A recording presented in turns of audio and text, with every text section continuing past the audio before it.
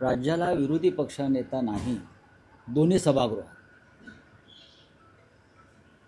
याची फक्त महाराष्ट्र सरकारला नाही तर देशाच्या सरकारला सुद्धा त्या संदर्भात लाज वाटली पाहिजे. विरोधी पक्षाशिवाय नेत्याशिवाय तुम्ही दोन्ही सभागृह चालवायचा प्रयत्न करता, पण नरेंद्र मोदी प्रधानमंत्री झाल्यापासून शक्य असेल तिथे ते विरोधी पक्षनेता देण्याचं टाळतात. राहुल गांधी यांना तर आज ते विरोधी पक्षनेते आहेत लोकसभेत, पण त्यांना लोकसभेतूनच कायमच्या बाहेर काढण्याचं कारस्थान सुरू आहे. हे विरोधी पक्षनेता नको. महाराष्ट्राच्या विधानसभेत आणि विधान परिषदेमध्ये विरोधी पक्षनेता येऊ नये म्हणून कायदा बदलायचं काम, कायदाही बदलला जातो. ह्याला निर्लज्जपणा म्हणतात. तुम्ही लोकशाही मार्गानं सत्तेवर यायचं, लोकशाही मार्गानं मुख्यमंत्री व्हायचं, मंत्रिमंडळ स्थापन करायचं आणि त्या लोकशाहीत जे विरोधी पक्षनेत्याला स्थान आहे विधिमंडळात तेवढं टाळून बाकी सगळे उद्योग करायचे. लोकशाहीला कलंक लावणारं एक कृत्य आहे. विधान परिषदेत आणि विधानसभेत विरोधी पक्षनेता दिला तर तो अनेक विषय घणाघातीपणे मांडेल, अनेक विषयांवरती चर्चा घडवून आणेल आणि सरकारची कोंडी करेल. या भीतीपोटी जर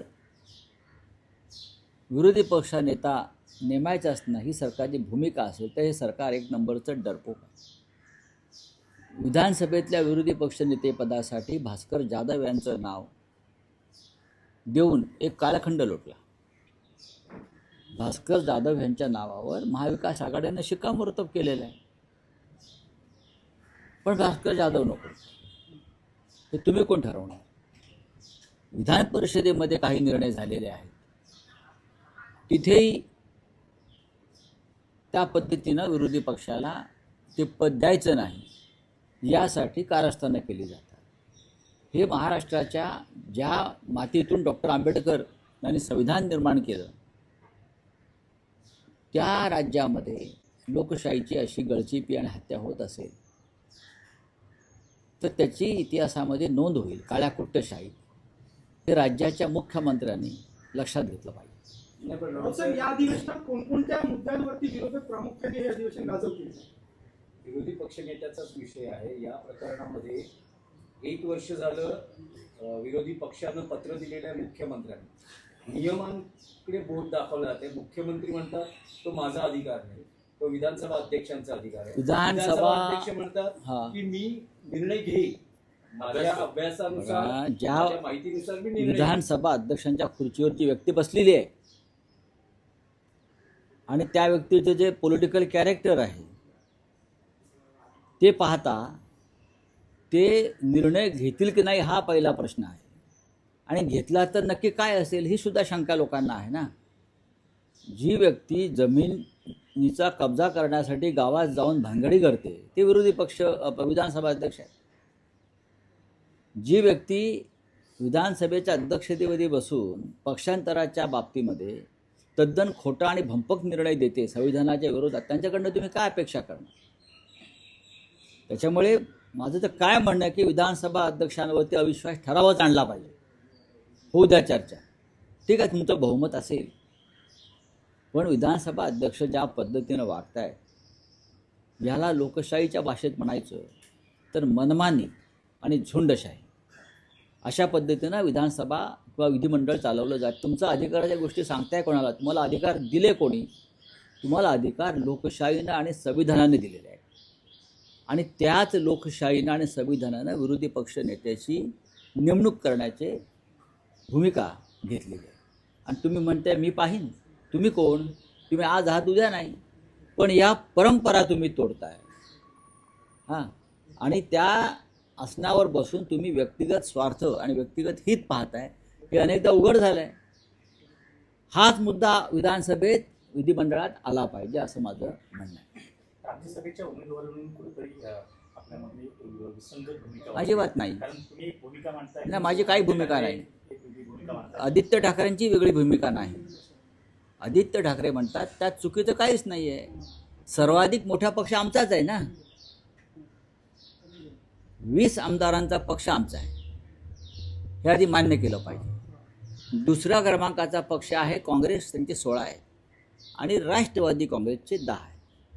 त्याच्यामुळे जो निवडून जाणार आहे राज्यसभेचा खासदार तो महाविकास आघाडी म्हणूनच जाईल. त्याच्यामुळे पहिला अधिकार हा शिवसेनेचा आहे.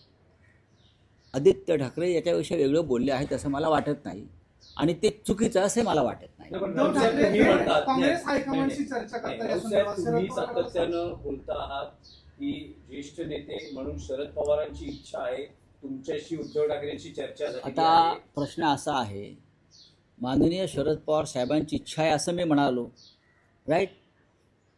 त्यात मी काय चुकीचं सांगितलं? ते ज्येष्ठ नेते आहेत, ते महाविकास आघाडीतले नेते आहेत, त्यांनी इच्छा व्यक्त केलेली आहे. आता त्याच्यावरती आम्ही सगळे मिळून एकत्र बसून निर्णय घेऊ. पण सर्वाधिक मोठा पक्ष म्हणून पहिला हक्क हा शिवसेनेचा आहे, हे आधी स्वीकारलं पाहिजे. हीच चर्चा सुरू आहे, यात वेगळं काय आहे? पण राऊत साहेब, एक विषय आहे.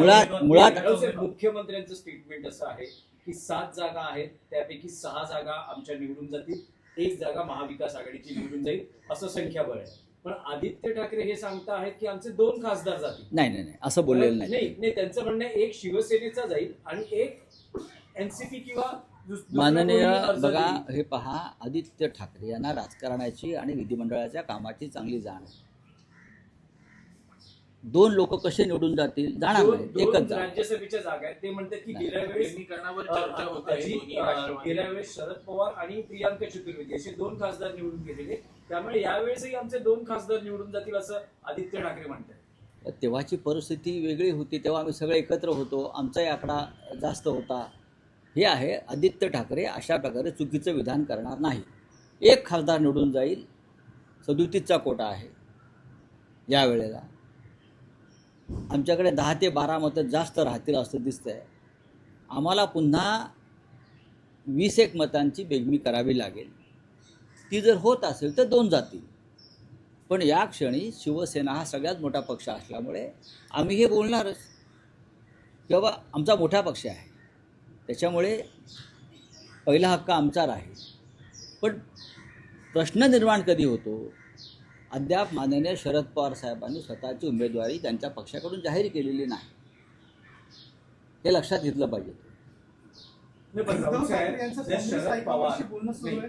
शरद पवार यांनी इच्छा व्यक्त केली आहे, हो, तुमच्याशी त्यांची चर्चा तेव्हा झालेली आहे. महाराष्ट्राचं राजकारण त्यावेळेला आता जसं काही बदल झाले तसे बदल झालेले नव्हते. पाहू ना, तुम्ही फार त्याच्यावरती फार टेन्शन किंवा प्रेशर घेऊ नका. महाविकास आघाडी जी आहे किंवा नेतृत्व जे आहे आमचं, हे सक्षम आहे निर्णय घ्यायला. नाही, पण एक स्पेसिफिक प्रश्न आहे की शरद पवार यांनी इच्छा व्यक्त केली आहे, ते जर राज्यसभेवर जाणार असतील तर अशा वेळेस शिवसेना उद्धव बाळासाहेब ठाकरे पक्षाची भूमिका काय राहील? त्याच्यामध्ये काँग्रेस पक्षसुद्धा आहे ना, फक्त शिवसेना आहे का? 3 पक्ष एकत्र आल्याशिवाय ही निवडणूक होणार नाही महाविकास आघाडीची, हे मी वारंवार सांगतो आहे. पण तुम्ही तोच प्रश्न विचारताय, हे चुकीचं आहे. ही निवडणूक 3 पक्षांची आहे आणि त्या 3 पक्षातला मोठा पक्ष शिवसेना आहे विधिमंडळामध्ये. दोन बोला. गटांमध्ये काँग्रेस असेल किंवा तुमचं बोलणं चालू आहे का दिल्लीतल्या? ते बघू ना, ते बोलणं चालू असेल तर इथे कशाला सांगायचं आता. जेव्हा प्रत्यक्ष उमेदवारी अर्ज भरले जातील तेव्हा कळेल सगळ्यांना काय होत आहे. नाही मला माहिती. राहुल साहेब, गेल्या 2 दिवसात महाराष्ट्र एक वेगळं चित्र बघतो आहे. काय? काल मालेगावात तुम्ही आणि दादा भुसे हे कोर्टात एकत्र होतात आणि हसत खेळत तुमच्यात संवाद झाला. परवाच्या दिवशी तुमचे माजी आमदार वैभव नाईक हे उद्योग मंत्री उदय सामंतांबरोबर एका टेबलवर जेवत होते आणि तिथेही हास्य विनोद होत होते. काही वेगळं घडते आहे का महाराष्ट्राच्या राजकारणात? ज्यांच्याबरोबर आम्ही बसतो किंवा कोणी कोर्टात कोणी जेवताना, त्यांच्यामध्ये वेगळं घडवण्याची क्षमता आहे का? ते वेगळा निर्णय घेऊ शकतात का? हा प्रश्न तुम्ही त्यांना विचारा. ह्या सगळ्यांचे निर्णय दिल्लीतून घेतले जातात, हे नाही घेऊ शकत. दादा भुसेंचा विषय पूर्णपणे वेगळा आहे. ज्या खटल्यासंदर्भात आम्ही सातत्यानं एकमेकाच्या विरुद्ध उभे होतो, तो मूळ खटला जो आहे हा अद्वै हिरे यांचा आहे आणि त्याच्यावरती मी भाष्य केलेलं आहे. आता स्वतः अद्वै हिरे हे भारतीय जनता पक्षात गेले, त्याच्यामुळे तो खटला चालवायची जबाबदारी आता भारतीय जनता पक्षात. त्यावरून तुम्ही देखील केलंय भातकळकरांना. काय अतुल भातकळकरांना तुम्ही ट्विट केलं. त्यांना उत्तर दिलं. ते म्हटले की यांनी मी माफी मागितली नाही, मी खेद व्यक्त केला. कागद बघू शकता आपण की अद्वै हिरे यांचा खटला होता, त्याच्यामध्ये मी भाष्य केलं आहे. कोणाच्या भावना दुखावल्या असतील तर मी खेद व्यक्त करतो. खेद व्यक्त करणं आणि माफी मागणं हे दोन भिन्न शब्द आहेत,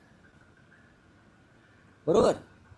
खेद व्यक्त केला आणि यापुढे खटला चालवायची जबाबदारी अद्वै हिऱ्यांची आहे, ही भूमिका आहे. यात काय माफी आणि काय कसलं काय कशा करता? माझ्यावरती का हा पहिला खटला का आमच्यावरती? नाही, शेकडो खटले मी लढलो आहे, पण कुठे थांबायचं आणि काय करायचं आम्हाला माहिती आहे. चंद्रपूर संदर्भात मुंबई महापालिकेचा विषय आहे. असं म्हटलं जातं आहे की शिवसेना उद्धव बाळासाहेब ठाकरे पक्षानं त्यांच्या 3 स्वीकृत नगरसेवकांची नावं नक्की केली आणि ती सादर केली गेलेली आहे, अधिकृत घोषणा नाही आहे. पण त्यावरून मनसेतून काही प्रतिक्रिया येतात. ते असं म्हणतात की कोट्या एक लक्षात घ्या, तुम्हाला जर तुम्ही मला ओळखत असाल तर तुम्ही एक मान्य केलं पाहिजे की मी माझ्या जीवनामध्ये कधीही महापालिकेच्या राजकारणामध्ये पडलो नाही. ज्याला या मुंबईत सुखानं राहायचं आहे राजकारणात, त्यानं महापालिकेत जाऊ नये. कोणत्याही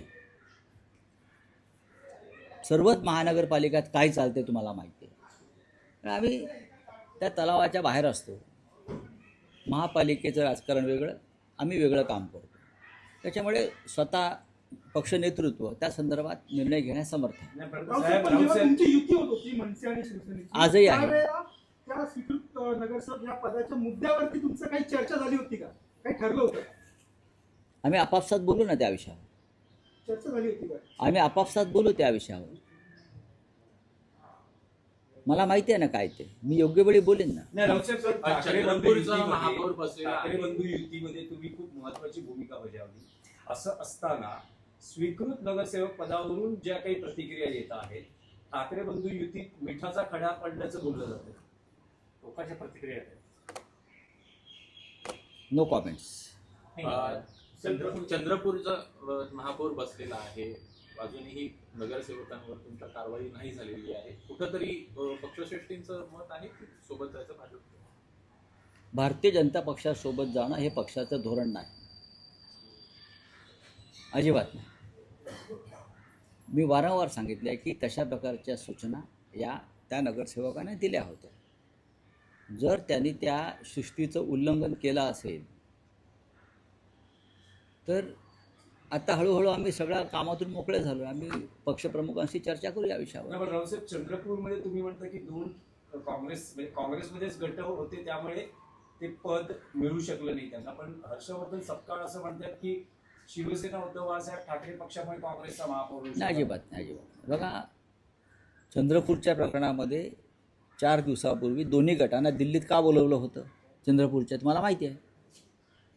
एक विजयराव वडेट्टीवार आमचे मित्र, दुसरा खासदार ताई आहेत धानोरकर, त्यांना दिल्लीत बोलवून समज का देण्यात आली हे आपणही छापलं, आपणही दाखवलं आहे.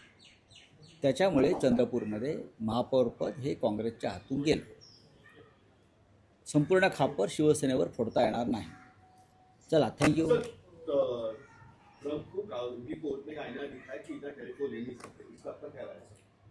उसकी मेरी राय है कि उस आईने में हमारे सुप्रीम कोर्ट ने भी देखना चाहिए अपने आप को. भारत के सुप्रीम कोर्ट ने भी वो जो आईना है, वो आईने के सामने भारत के सुप्रीम कोर्ट ने भी खड़ा रहकर देखना चाहिए कि हमारा चित्र उसमें कैसा दिखता है. वहाँ की सुप्रीम कोर्ट उनके प्रेसिडेंट को आईना दिखाता है, उनका निर्णय रद्द करता है, और हमारे यहाँ का सुप्रीम कोर्ट प्रधानमंत्री गृहमंत्री के दबाव में आकर निर्णय लेते हैं. यहाँ का चुनाव आयोग दबाव में आकर निर्णय लेता है, हाई कोर्ट दबाव में आकर निर्णय लेता है. तो प्रेसिडेंट ट्रम्प से सिर्फ दोस्ती मत करो. वहाँ का सुप्रीम कोर्ट का भी जो काम का जो तरीका है उनसे भी कोई प्रेरणा ले लो, इतना मैं कहूँगा। मोदी जी ने उनके प्रेशर में आकर एक ऑयल डील भी था और एक हमें फार्मर डील भी था, वो किया है। इस बारे में क्या बोलते सर? अब रद्द करना चाहिए। अब टेरिफ रद्द हो गया ना सुप्रीम कोर्ट के आदेश से वहाँ के, तो ट्रेड डील भी रद्द होना चाहिए। आपने ट्रेड डील क्यों किया? टेरिफ लग रहा है बोला, इसलिए किया, वो दबाव में किया ना। अब टेरिफ ही रद्द अगर हो गया है सुप्रीम कोर्ट का आदेश से उधर, तो ट्रेड डील रद्द करो और हमारे किसानों को मुक्ति दे दो।